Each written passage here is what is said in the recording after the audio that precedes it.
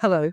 The former Prime Minister of Great Britain, Boris Johnson, said in a podcast interview a few days ago that he is a bit spectrumy because he struggles to understand how other people feel. Boris Johnson has a track record of demonstrating that he struggles to understand how other people feel, which includes mishandling a country's response to a pandemic in which hundreds of thousands of people died. A lot of people were very unhappy about Boris Johnson's response to the pandemic, but I don't remember one single person claiming that it was because he was autistic. That's possibly because I locked myself away in a cellar with no human contact or internet coverage for 2 years, until Boris Johnson was no longer Prime Minister.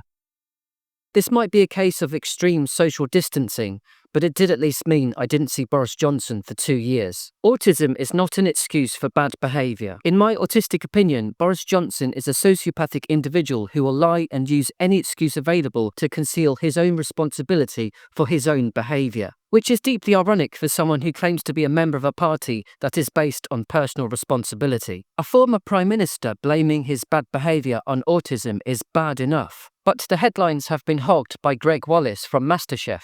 Headlines like this: "Autism to blame for my inappropriate actions," Greg Wallace expected to tell Inquiry. Wallace has been accused by several people of sexually inappropriate behaviour. Now, let me tell you a story that has haunted me for 25 years. When I was 17, I said something horrible to a girl at a house party. Something that some people in the UK might call laddish, but which I call horrible. So, here's a quiz. What was the reason for my bad behaviour? Was it A, autism, B, youthful innocence, C, alcohol, or D, lack of respect? The answer is, of course, D, lack of respect. I've played the episode over and over again. There's no rewinding the tape. I can only own my mistake, apologise, and promise to never do it again. Greg Wallace has a young autistic son, and I believe that he has only recently thought that he might be autistic himself. He's referred to his regimented daily routines as another indication that he might be autistic. However, sticking to a regimented daily routine of being a twat doesn't mean you're autistic.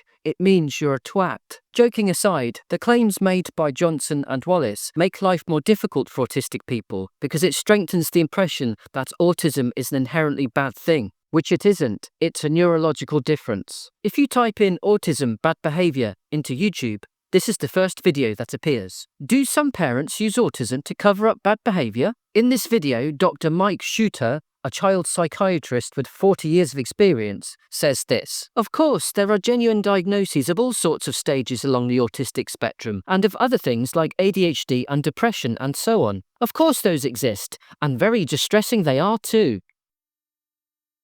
For the children, the young people who have them, and for all of the adults surrounding them. The parents, of course, their carers, the school teachers. I was married to a head teacher who found great difficulty working with kids with ADHD and autism in the classroom, and so on. Perhaps the doctor's wife found it difficult to work with autistic children because she saw autism as a problem instead of a different neurotype. Autistic people can flourish if, say, doctors and teachers adapted their environments and communication. I can't believe the doctor has 40 years of experience and then goes on TV and talks about autism in such a harmful way. However, then I remember famous 60-year-old men using autism as an excuse for their bad behaviour, and in doing so, making life more difficult for autistic people. Blaming autism for bad behaviour is a lame attempt to dodge consequences. It's a lame attempt to suggest that bad behaviour was automatic and as a result of some menacing subconscious influence called autism. No, no, no.